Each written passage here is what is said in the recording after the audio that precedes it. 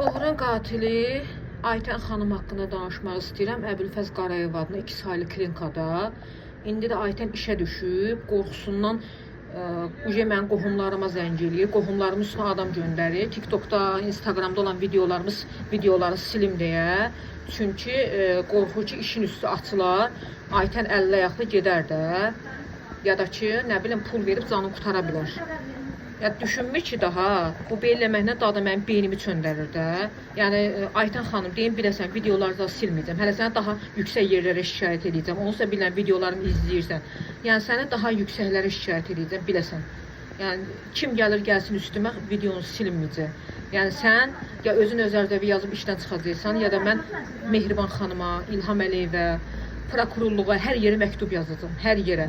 Ta ki səni yəni ziyana salana qədər də başımıza da nə hadisə gəlsə səni günahkar yazır.